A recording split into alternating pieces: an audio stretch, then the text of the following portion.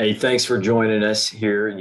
Want to spend some time talking today about applied health and performance science here at Penn State University and around the whole idea of optimizing performance.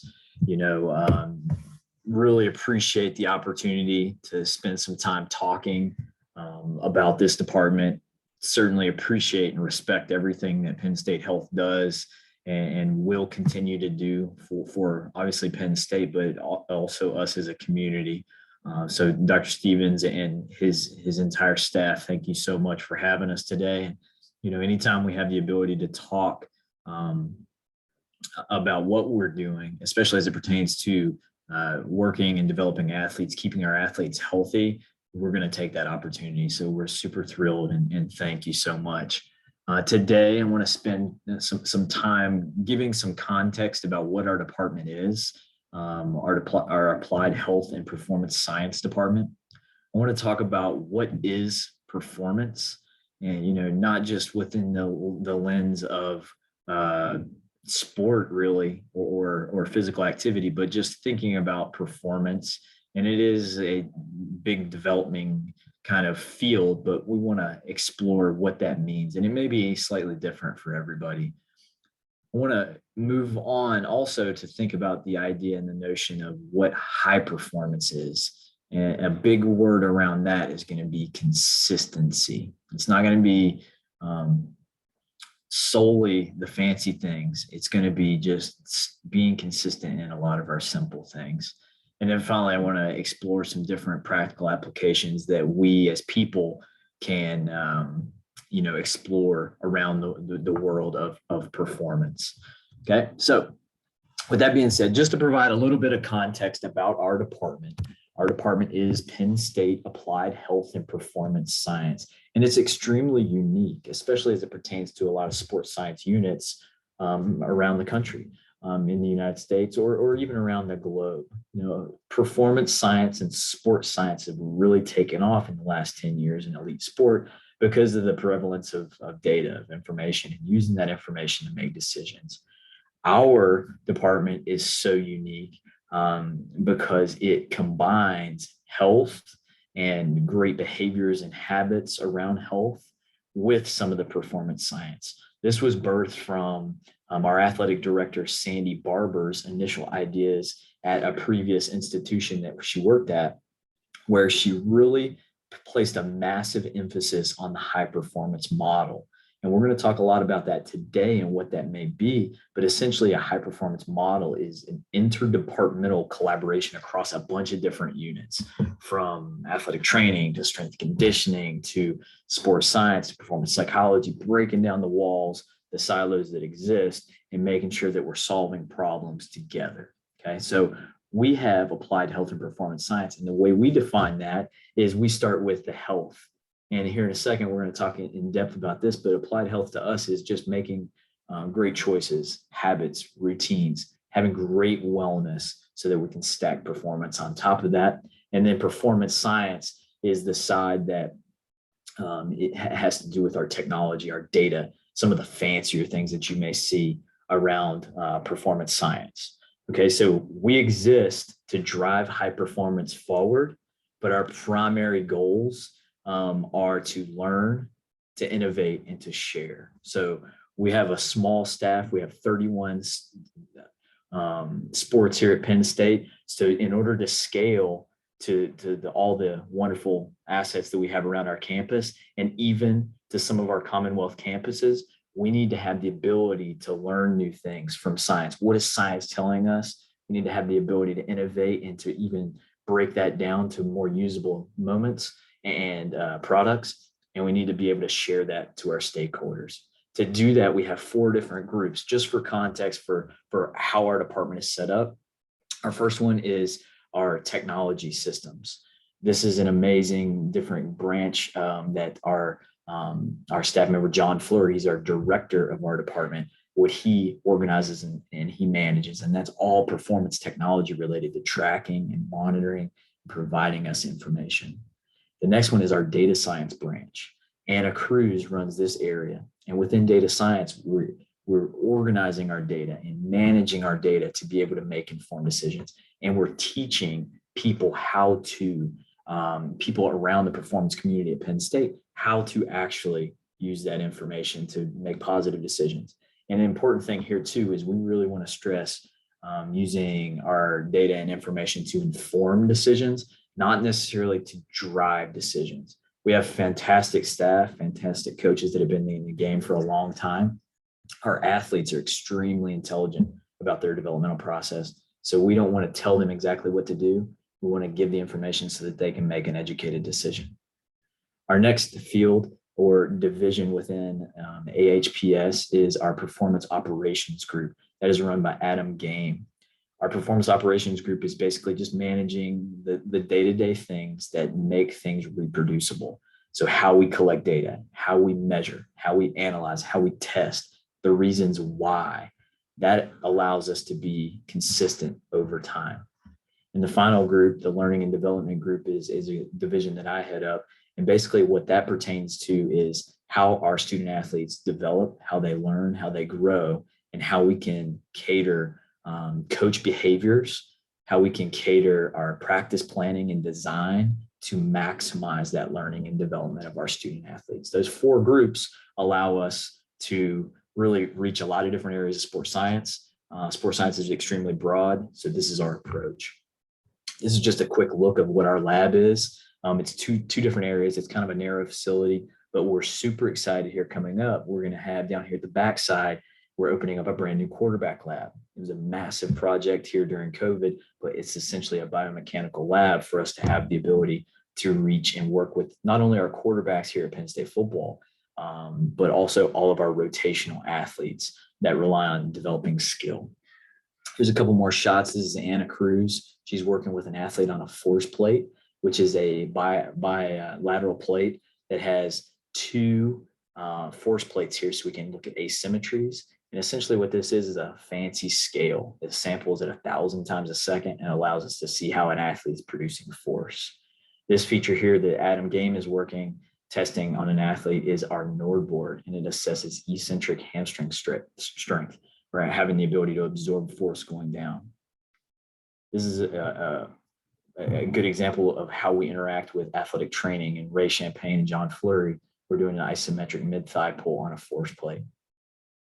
And then some of our wearables exist. This is one of our receivers in football working with a catapult system, which is a wearable that our athletes will wear on the backside of their shoulder pads or in a sports bra garment-like thing, where measures how much distance we've covered, how much contact we've absorbed, how many times we turn right and left, acceleration, everything like that. That allows us to plan practice more efficiently.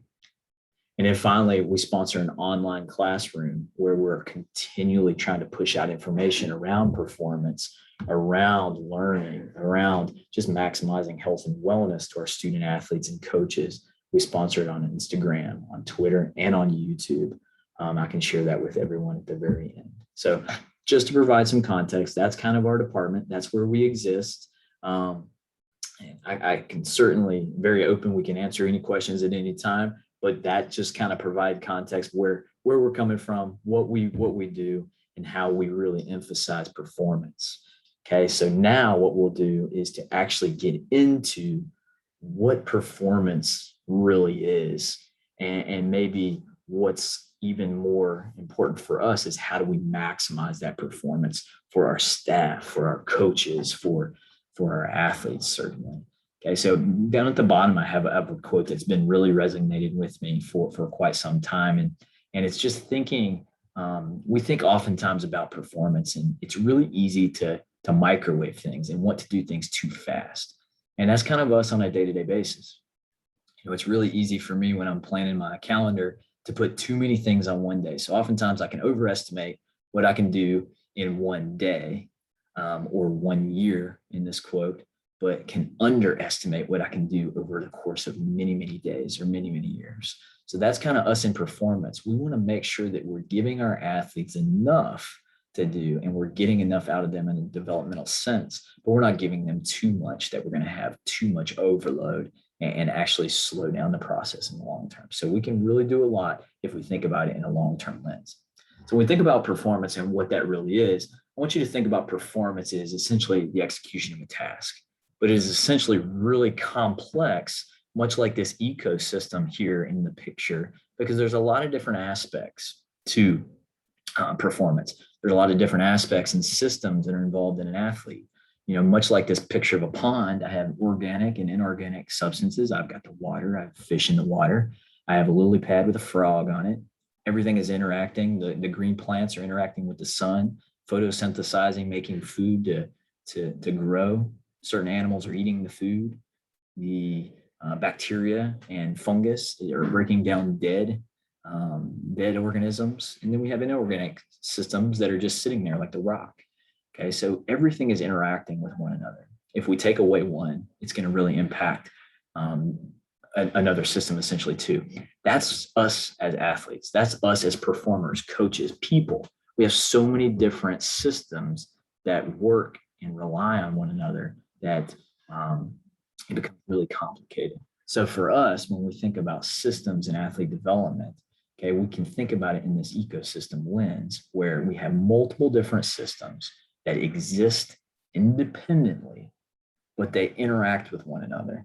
And essentially over time, they begin to thrive together. So for us, that's the same thing as if I view myself as a performer, as a student, as someone that's living in the community, I can start to interact with a lot of things. I can see how I can maximize my performance if I focus on the foundational qualities of what I have going on.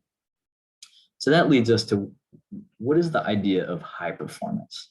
In popular culture right now, this is kind of the bougie thing to say, especially in sport. You hear all the high performance departments. I want to achieve high performance. So for us, if we know that performance is essentially the execution of a task, high performance is just to put consistency to that. Okay. And when I talk about consistency, just like at the beginning of the lecture, I don't necessarily mean consistency of really fancy things. I just mean consistency of managing the simple things that exist in my life. So for us, when we're teaching what high performance is to our learners and to our staff and to anybody that we organize and work around, we use a pyramid. Okay. So this pyramid is organized on multiple levels, but it all starts with the very outside. And that is our mindset. We have to have the ability to choose to want to move toward high performance. Okay. It could be the intention in my mind to tell myself, I'm going to make this happen. Okay. We have a wonderful performance psychology division, and Carl Olson, Dr. Olson is an amazing practitioner, and he talks all the time to our student athletes about having the right mindset to be able to handle certain things throughout their career. Okay, once we have chosen to enter into the pyramid, our next level would be to really emphasize and prioritize our health and wellness. Now, our health and wellness exist on the pyramid as the widest and as the foundation here, just like a regular pyramid, let's say in the world, because the wider and thicker that I can get my foundation, the more things I can stack on top of it, such as our physical, technical, tactical, and mental that you see right above it. When we think about maximizing our health and wellness, we're thinking things like sleep, habits, choice, making good decisions over time. When we can maximize those things and we'll start to make good decisions, especially as some of our young athletes, young professionals, or even us as professionals that go into a different situation, change is hard. So some of the first things that kind of start to disappear are some of our habits around health and wellness. When we maximize that bottom, that foundation here, we can then go to the next area. And that is essentially our professional skills. So for our athletes, we try to think about the different areas that we can train as the physical block, the technical block, the tactical block, and then their mental block. So from a sports sense, our physical block would be, imagine we're in the weight room and we're training physically. We're developing our physical stature. Okay? It could be muscles, it could be bones, it could be our neuromuscular connections. That is our physical development. We need that for every sport, regardless of what it is. Technical and tactical, I like to often think of these as very interrelated. Say our technical are our actual skills. So if I'm a baseball pitcher, it is my ability to throw a strike. It is my delivery. If I'm a batter, it's the ability to complete that task. If I'm a soccer player, it's my ball skills. Whereas tactical, while still sport related, have to do with scheme, tactics, execution of what we're trying to do as a team. And then finally, our mental area has to do with being able to have the correct mindset to be able to handle when things go good and handle when things go poorly, being mature enough to be able to handle that. Those four different elements there, we can train over time and we have to continue to sharpen over time. So for us as professionals, as practitioners, as just people in life, we still exist with this. Although maybe different than a football athlete or a volleyball athlete, we still have physical components. I need to train. I need to be active. I need to take my health and wellness to the next level so that I can have a solid bone mineral density later in life, so that I can handle the demands of picking up my kids later in life, teach them how to be active. I need to be able to train or work out. Technical and tactical, that may be very job related. So if I'm an educator, my technical abilities may be the ability to speak, may be able to the ability to communicate with my students, teaching them things. Whereas the tactical may be the actual content and the things that I've learned to be able to deliver. And then mental, for all of us, the mental space is a fascinating but extremely powerful area that we can train regardless of what field we're in. And that leads us to the final step, which is essentially achieving consistency in this. So our high performance is moving toward and maintaining consistency. And remember, we're starting at the very, very bottom of our pyramid. We want to be consistent in sleep, consistent in choice, consistent in the way we eat, in the way we choose to operate when we're outside of practice.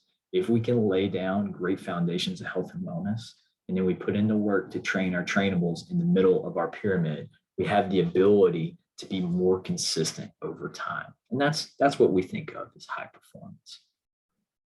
I'll stop right there too for a second to see if there are any questions per se. Okay, so that'll allow us to transition now, moving over to how do we manage high performance? For us in sport, we have certain areas. For people in life, we have certain areas that we need to manage. For students, we have certain areas. But we can all use this example to be able to maximize what we're trying to do. So when we're thinking about managing high performance for our student athletes, we need to first understand that we have a lot of things going on. We have things that are going on in school. We have things that are going on in life. We have things that are going on with friendships, with dynamics pertaining to family. We have expectations. We have things that are unplanned. Regardless, there's a lot of things going on in our lives. For us as coaches, for us as people that are working with athletes, the biggest thing for us is to start to identify what those are. So much like the pyramid, we have physical stressors. We have demands from moving toward leadership, social aspects, demands of travel, this new thing called name, image, and likeness, where some of our student athletes are trying to make money off their name. And understandably, they should be able to do that. That's their right. It's a fantastic opportunity. But again, we need to, as professionals, understand that that's going to take some bandwidth away from their ability to potentially work on other things, whether it be school, whether it be sport.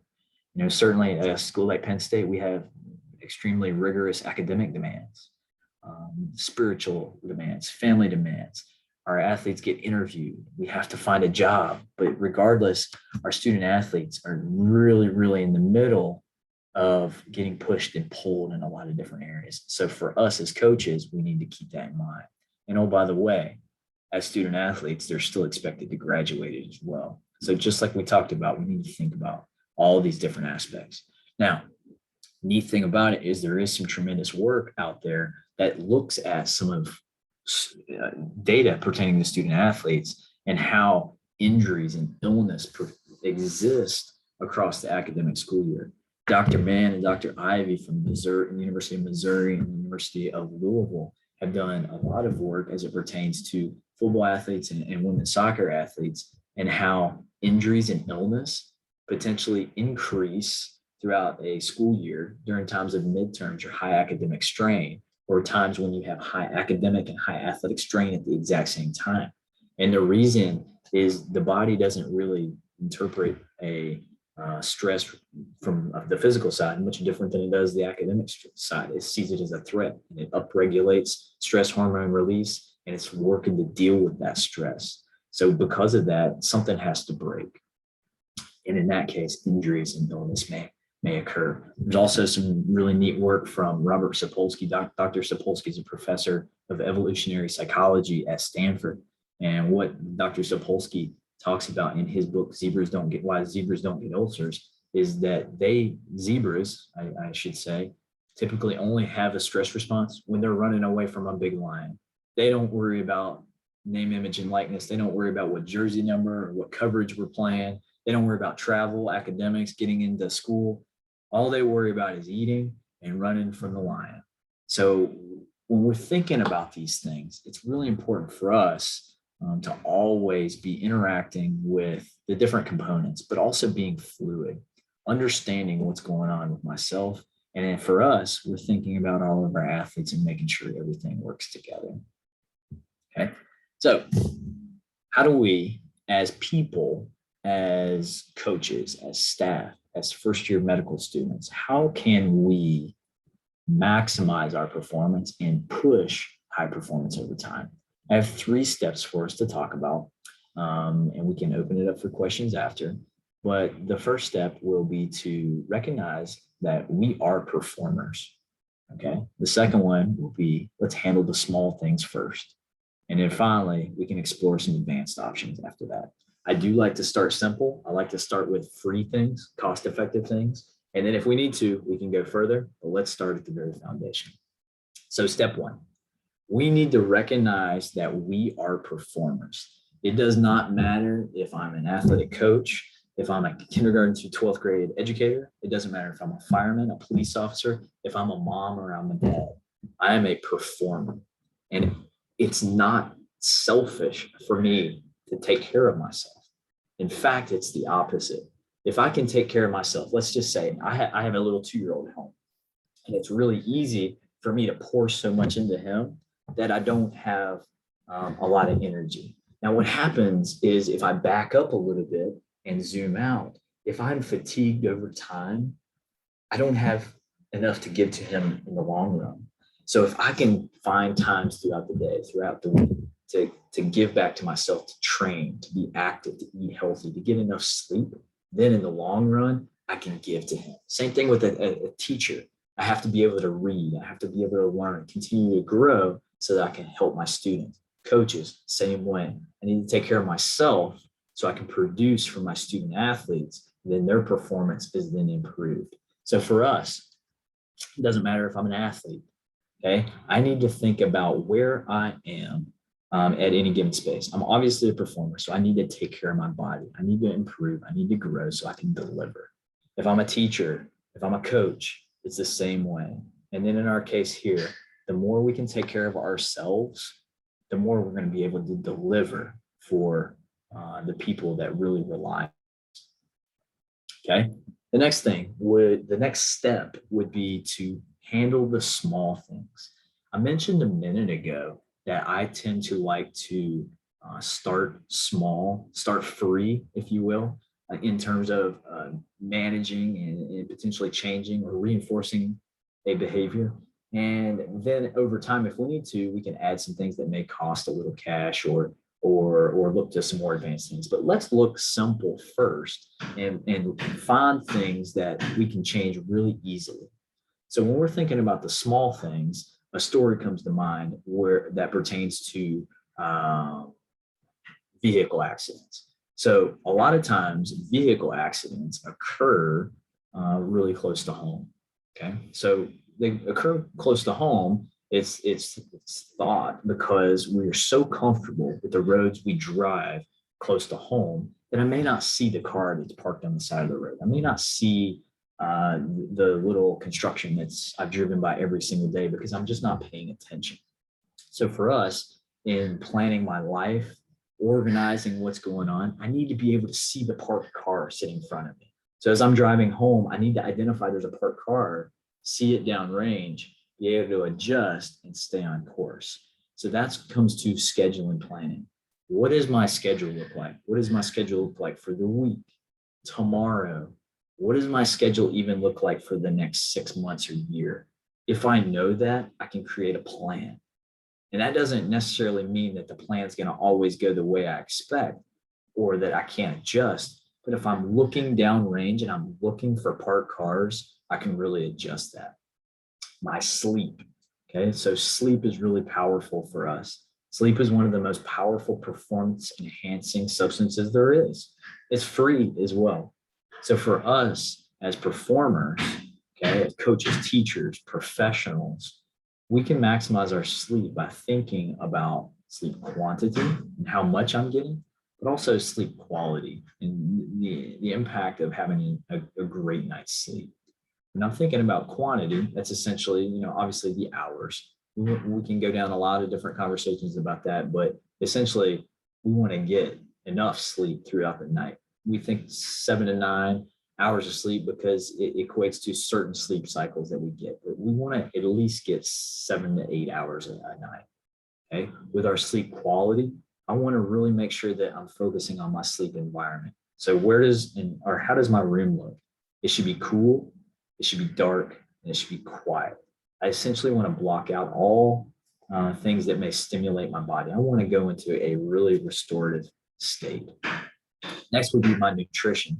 Okay, so nutrition, thinking about getting up, eating breakfast, making sure I'm carrying a water bottle, whatever it may look like. It could be a simple Nalgene bottle. It could be a Dasani bottle or a plastic bottle, but making sure that I'm hydrated, making sure that I'm eating and fueling myself. And then finally, being intentional with some of my recovery habits. And it goes back to some of our plan. I was really excited when Dr. Stevens sent out the schedule for the first little bit of class this week. It really kind of brought back to what we use in our sports and breaking down. We call this an annual plan. I've only taken a small chunk here, but this would run from the beginning of the year or the beginning of the training year all the way to the first game and then throughout the season. And we have the ability to plot out and look for parked cars throughout our year. You have the same thing here. You identify what you got throughout the week and you start to identify chunks of time where you can really, really dig in and work, but then some time where you can really slow down and maximize your recovery. Okay, now moving on to step 3. We've started with identifying ourselves as performers. We've then moved into looking at the basics: sleep, nutrition, planning, intentionally recovering over time. Now it may move into how we can look at some more advanced things. And I will say, not all these things need to cost money. In the next couple of things, I have some examples where we have some wearables that potentially may cost a little money, some things we can create on our own. So we can explore certain things like our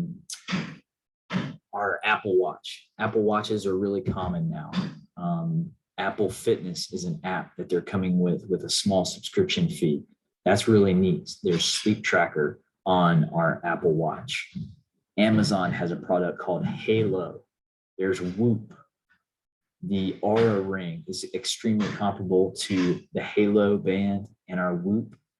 Another option may be our Sleep Cycle app, and the Sleep Cycle app is completely free. These may be some options for us. Some of our wellness questionnaires. We use this with many of our teams. These are free. We can build these on Microsoft Forms or even Google Forms. And what this is allowing us to do is to take a subjective look at what our athletes are essentially reporting. So what our athletes will do over time is to just track how many hours of sleep that we get in total duration. And then they rate the quality of sleep on a scale of 1 to 10, 1 being great, 10 being not so good. Nutrition, and we have qualifiers for vegetables, nutrition pertaining to fruits and vegetables and hydration. We have qualifiers as it pertains to protein sources and eating frequently, multiple times a day. Stress may be a subjective assessment of how stressed or how fatigued I am at any given time. And then I have a soreness rating. For us as professionals, maybe my questions may be slightly different. Maybe I can adjust these so that it really relates to what I'm doing. But essentially, these are free. We can create these on Microsoft Forms or Microsoft or Google Forms, I should say. And then for us, what we do is just simply just report these so we see trends over time. This form right here was created in Power BI, but I can do the exact same thing in Microsoft Excel for virtually no cost. At the end of the day, what I'll leave us with is performance and essentially achieving high performance, consistent execution of a task that I'm assigned does not have to be fancy. It just has to be intentional. I need to come in with the right mindset. I need to enter into intentionally focusing on my health, focusing on myself as a performer. If I can lay a great foundation, I can work on my trainable aspects of what's going on, focusing on my physical, my technical and tactical skills, my professional skills, my craft, if you will, and then finally the mental headspace. That's going to lead me to high performance. I really appreciate the opportunity to spend time with everybody. This is my contact information with my email, my cell phone number, and also my social. These resources right here are where we put all of our departmental education as it pertains to performance, health, lifestyle, even teaching. We put a lot of resources there. At any time, if there's anything that we can do to help with your journey to continue to contribute to give back, please let us know and reach out. We really appreciate the opportunity to speak today. And thank you so much. Dr. Stevens, thank you so much.